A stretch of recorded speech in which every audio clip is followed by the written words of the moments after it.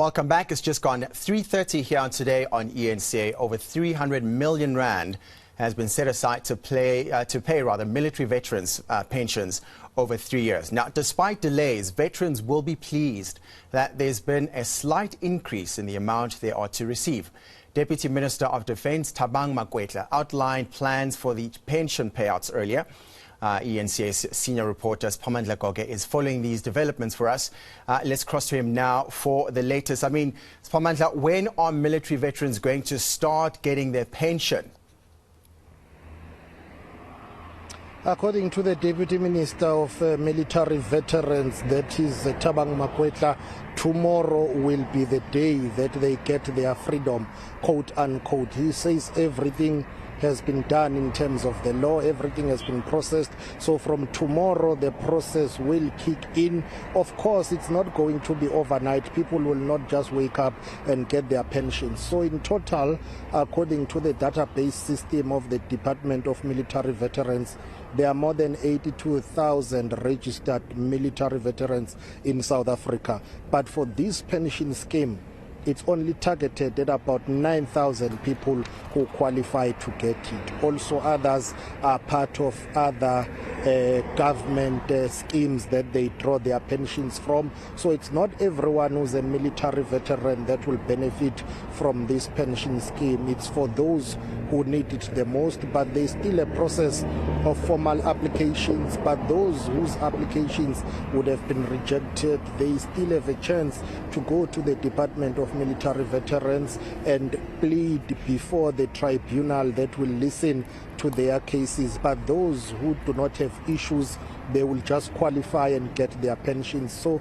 simply put, the process now is up to those who are applicants who will have to come forward and apply, and if their issues or rather things are in order, then they will get their money moving forward. But according to the Deputy Minister, everything now has been finalized and they anticipate that there will not be too many glitches. This has been in the making for a number of years now. Since 2011, military veterans have been complaining about the issue of their pensions, the issue of housing subsidy or allowance, which is still outstanding. The Deputy Minister saying for now they are dealing with the pensions part, then later on they will finalize the issue that has got to do with housing allowances or subsidy. Please take a listen to him. Earlier calculation was that we're talking about plus minus 9,000 military veterans. And how much are they going to be getting?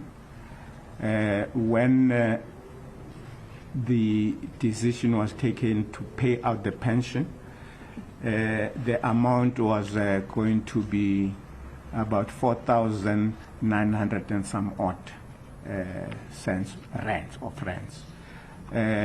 But because the calculation is adjusted on a yearly basis, if we had paid this pension before the 1st of April this year, we would have paid 4,900, just below 5,000. But now, with the adjusted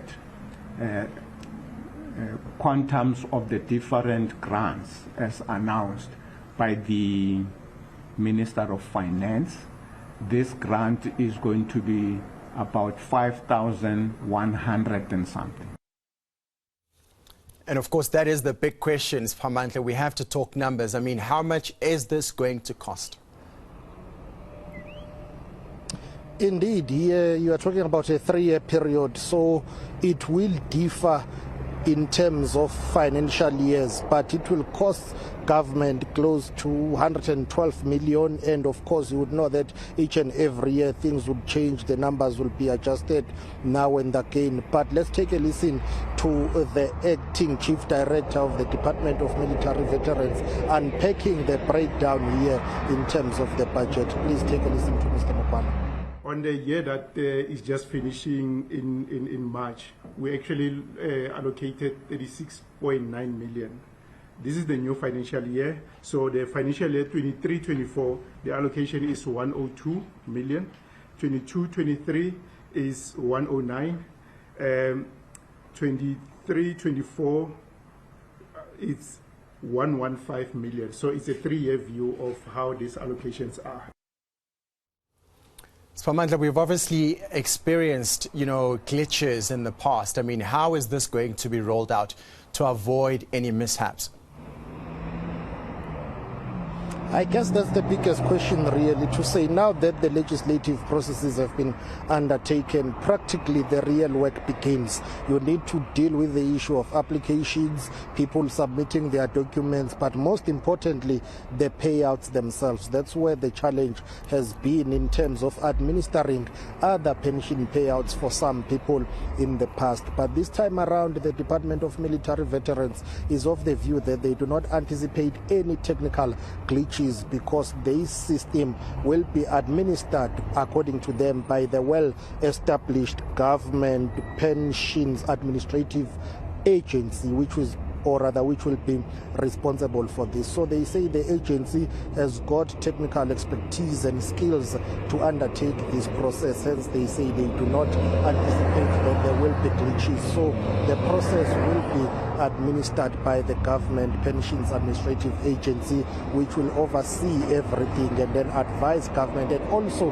pick up if there is what is known as double dipping. In other words, what do you do if there is a person who is a military veteran but who gets his or her pension from somewhere else? Will he or she qualify to get this pension from the military veterans? All those will be vetted and screened when people apply. But most importantly, they say they want a smooth process when they deal with the issue of the payouts. Let's take a listen to Mr. Kabelo, who is from the government agency that is responsible for pension payouts. If you look at the regulations of this particular pension, it requires an entity to also check if these veterans are getting any monthly benefit from any of the pension dispensation that the government has provided. And those pension dispensations are currently under the GPAA. So we'll be able to review any applicant who applies. When we punch your ID number on our system, the system will flag any other benefits that you are getting. For instance, if you are currently getting any GPF, special pension, military pension, or your NSF years were recognized in terms of GP law. So we will be able to pick that up. So our system is jacked up in such a way that it picks up all these risks embedded in the value chain. That was Siphamandla Goge. Thank you so much. Live to us in Johannesburg. Let's move on to this story now. Post-ban